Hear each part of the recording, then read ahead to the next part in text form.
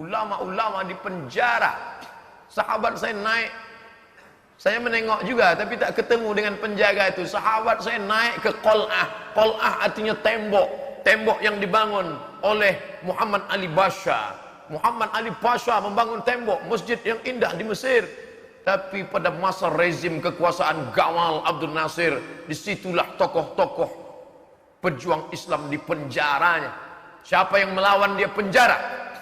Disediakan anjing herder yang lapar di situ. Lalu ulama-ulama itu dicambuk, berdarah-darah, darah bau amis. Anjing herder lapar mencium bau darah. Dimasukkan ulama ke dalam penjara. Anjing herder mau makanan enak, ini deh. Ini daging ulama enak nih, tak ada barang haram di dalam. Makan. Datang anjing herder itu menjilat darah ulama sampai bersih sebersih-bersihnya. Dan penjaga itu menengok dengan matanya. Saya dulu pemabuk, pezina, benci dengan ulama. Saya tak percaya Tuhan. Mata saya melihat anjing yang lapar itu menjilat luka ulama itu dan bersimpuh di hadapan ulama. Itulah yang membuat saya tobat. Dan di akhir usianya menjadi penjaga masjid, bercerita kepada salah seorang sahabat yang berkunjung ke Qal'ah, tembok benteng Muhammad Ali Pasha. Allah mau menunjukkan, kata kalian mukjizat tak ada, mukjizat masih ada. Anjing pun masih bisa membedakan mana ulama, mana perampok, mana penjahat. Tapi hari ini ada manusia yang katanya sudah lulus fit and proper test, tak bisa membedakan mana ulama, mana perampok.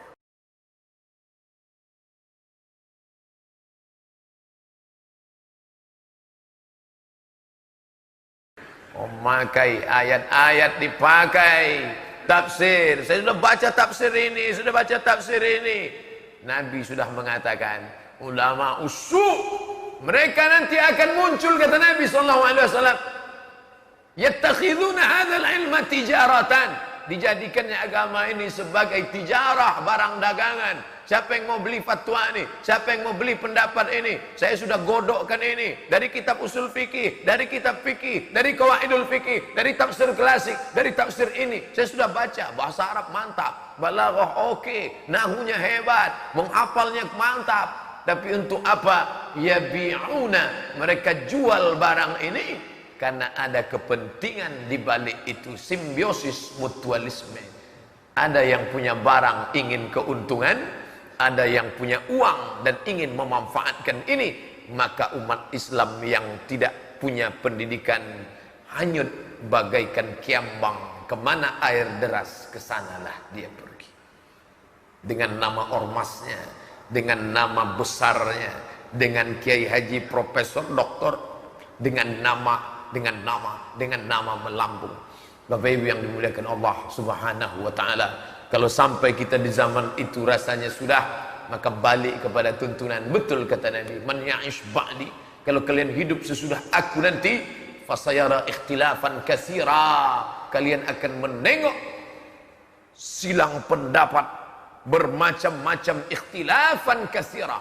Bagaimana nanti kami ya Rasulullah? Alaikum bisunnati, pegang sunnahku, tengok aturan yang sudah aku buat. Wa alaikum bisunnati wa sunnatil khulafa'ir rasyidin min ba'di wa sunnatil khulafa'ir rasyidin al mahdiyyin min ba'di. Ikut sunnahku, ikut sunnah khulafa'ir rasyidin yang memberikan jalan pencerahan. Dengan jalan itu kalian bisa membedakan mana yang benar, mana yang salah, mana bengkok, mana lurus, mana hitam, mana putih. Addu 'alaiha bin nawajiz. Kalau kalian sudah dapat, gigit pakai gigi geraham. Petir menyambar, kilat nampak, tapi dia tak akan lepas. Kenapa? Karena kalian sudah mengetahui kebenaran. La yadurrukum man dhalla idza tadaitum. Orang yang sesat tak akan dapat menyesatkan kalian. Dengan syarat apa? Idza tadaitum, kalau kalian tahu jalan. Kalau kalian tahu jalan, maka tak ada satupun yang dapat menyesatkan kalian. Tapi kalau kalian tak tahu jalan, banyak super taksi yang akan membuat kalian mutar-mutar. Super taksi jangan tersinggung. Tak semuanya jahat, tapi ada juga yang yang membuat orang mutar-mutar, hanya ingin menaikkan argo supaya terus berputar. Ribhan li anfusihim, untuk keuntungan semata. Mereka mencari keuntungan dengan fatwa-fatwa, pendapat, ayat, dalil-dalil diobok-obok, dikacau-kacau, dicampur-campur, mix macam-macam. Yang penting dapat keuntungan untuk siapa? Li anfusihim, untuk diri, untuk keluarga, untuk anak, untuk ini, rumah mau berubah, kendaraan mau diganti, ormas mau besar, mau bangun sekretariat, untuk ke depan, untuk ini,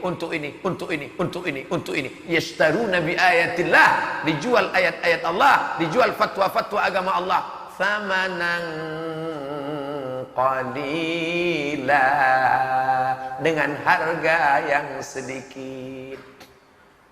Kalau datang ulama yang lurus, yang istiqamah, memberikan nasihat, kenapa kalian jual agama ini dengan harga yang sedikit? Sampai hati kalian menjual fatwa ulama ini dengan harga sedikit. Sampai hati kalian menjual agama ini dengan harga yang sedikit. Pak Kiai, kalau 500 ribu itu sedikit, tapi kalau 500 juta itu tak sedikit Pak Kiai. Makna kata Allah thamanan qalila, harga sedikit, bukan 500 juta, bukan 5 miliar. Makna sedikit kalau dibandingkan akhirat beserta isinya.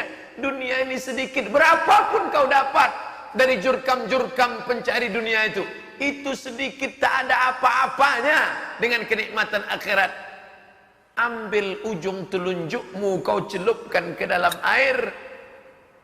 Jangan khawatir, saya akan minumnya nanti. Kau masukkan ujung telunjukmu ke dalam, lalu kemudian kau tengok berapa.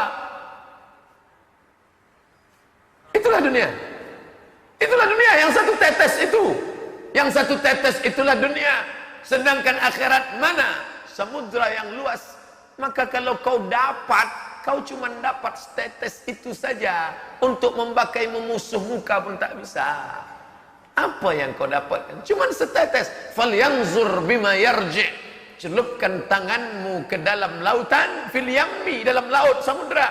Lalu kemudian kau tarik ke atas, tengoklah. Maka lihatlah yang satu tetes. Falyanzur bima yarji'. Tengok apa yang naik ke atas. Itulah dia. Sementara akhirat sudah kau tinggalkan. Berapa banyak orang yang ditipu dengan tipu yang luar biasa. Wa makaru, mereka berbuat makar. Wa makarallah, Allah balas dengan makar. Wallahu khairul makirin, Allah paling pandai membuat makar, tipu daya. Tapi dia juga sadar. Kenapa? Karena memang azab itu sebentar lagi. Innallaha la yumli lizalim. Allah sengaja mengulur pada orang yang zalim itu, mempermainkan umat, mempermainkan agama, mempermainkan fatwa, mempermainkan ayat. Innallaha la yumli, diulur Allah, diulur. Hatta idza akhadahu, sampai masanya nanti Allah menghukum. Lam yuflithu, tak disisakannya walau sedikit pun. Berapa contoh yang memain-mainkan ayat. Innalladzina amanu, orang yang beriman, walladzina hadu, orang Yahudi, wan nasara, orang Nasrani, wassabiin, orang yang menyembah bintang. Man amana, karena mereka beriman, wa amila salihan, beramal saleh, la khaufun alaihim wa lahum yahzanun. Dipelintir ayat ini. Yahudi benar, Nasrani benar, penyembah pokok kayu benar. Yang penting orangnya baik, yang penting orangnya sopan. Masalah akidahmu tidak perlu ditanya. Yang penting gak ganggu orang, yang penting gak ngerusak orang. Maka dia akan masuk surga semuanya. Sebelum kematiannya Allah tunjukkan kuasa. Ente katakan semua agama benar? Ya. Malang tak dapat ditolak, untung tak dapat diraih. Anak kandung menikah dengan Yahudi dari Rusia. Langkah rezeki, pertemuan maut di tangan Allah. Dipertemukan Allah anaknya dengan Yahudi itu, nikah dengan Yahudi. Meleleh juga air mata itu, kata Ketua Dewan Dakwah Indonesia. Saya melihat sendiri, kata Ketua Dewan Dakwah, tokoh besar kita itu yang dulu selalu mengatakan ceramah di mana-mana, semua agama benar, semua agama benar. Ketika anaknya menikah dengan Yahudi, meleleh juga air matanya. Apa mau dikata? Rupanya cakap itu hanya untuk orang. Anak kalian nikah dengan Yahudi tak apa-apa, tapi kalau anaknya menangis juga, apa mau dikata? Allah menunjukkan kuasa di akhir hayat dalam keadaan entah husnul khotimah, entah su'ul khotimah. Nahnu nahkumu bizawahir, kita melihat hanya zahirnya. Wallahu yatawalla sarair, Allah yang tahu batinnya, ruhnya. Tapi yang jelas sebelum mati, bibit-bibit azab itu sudah ditampakkan Allah. Pak Ustaz, andai itu azab, andai itu musibah, andai itu azab, andai itu malapetaka, apakah di dunia dapat, nanti di akhirat sudah bersih dia? Yang jelas di dunia dapat, di akhirat akan dapat lagi. Loh, Allah tak adil. Masa di dunia dapat, di akhirat dapat lagi? Di dunia dia dapat, di akhirat akan dapat lagi. Lalu yang di dunia itu apa? Itu DP-nya saja. Profesor Doktor Kiai Haji dari Al-Azharkah dia? Bukan. Dia hanya seorang guru kaligrafi di kampung di Mesir. Dengan semangat dakwahnya, dia cari tukang cukur, duduk di warung kopi, membangkitkan keresahan umat. Hari ini kalau ada dakwah yang membangkitkan keresahan, kenapa kita tak bersatu? Kenapa ekonomi kita tak maju? Kenapa kita masih beli di tempat orang kafir? Kenapa kita masih makan tempat orang kafir? Kenapa kita masih mendukung? Ada kegelisahan. Selesai ngaji dia gelisah. Setelah saya ngaji gelisah saya dengan keadaan. Alhamdulillah. Yang parahnya adalah kita merasa adem, ayam, tentram, tenang. Bapak Ibu, apa yang terjadi ini sudah tertulis di Lauhil Mahfuz. Maka tenang sajalah. Kita terima saja apa adanya. Pejamkan mata, banyak-banyak berzikir. Astaghfirullah Rabbal baraya, astaghfirullah minal khataya. Kalau anak kita dilarikan orang, sabar aja. Kalau bini kita dilarikan orang, biarkan aja. Tarik nafas panjang. Ya Allah, ya Allah. Kalau agama kita diinjak-injak orang, jangan pikirkan Allah maha besar untuk menolong agamanya. Agama ini tak perlu ditolong. Ngapain kita tolong-tolong agama ini? Seolah-olah dia tak mampu menolong. Al-Aziz, Al-Jabbar. Biarkan agama ini pijak-pijak orang. Yang penting kita tenang. Ustaz setan itu. Tak betul. Intan surullah. Kalau kau tolong agama Allah ini, yang surkum, dia akan menolong. Wisabis aqdamakum. Ulama-ulama di penjara. Sahabat saya naik. Saya menengok juga, tapi tak ketemu dengan penjaga itu. Sahabat saya naik ke Qal'ah. Qal'ah artinya tembok. Tembok yang dibangun oleh Muhammad Ali Pasha. Muhammad Ali Pasha membangun tembok. Masjid yang indah di Mesir. Tapi pada masa rezim kekuasaan Gamal Abdul Nasir, disitulah tokoh-tokoh pejuang Islam di penjaranya. Siapa yang melawan dia penjara. Disediakan anjing herder yang lapar di situ. Lalu ulama-ulama itu dicambuk, berdarah-darah, darah bau amis. Anjing herder lapar mencium bau darah. Dimasukkan ulama ke dalam penjara itu. Anjing herder mau makanan enak, ini deh. Ini daging ulama enak nih, tak ada barang haram di dalam. Makan. Datang anjing herder itu menjilat darah ulama sampai bersih sebersih-bersihnya.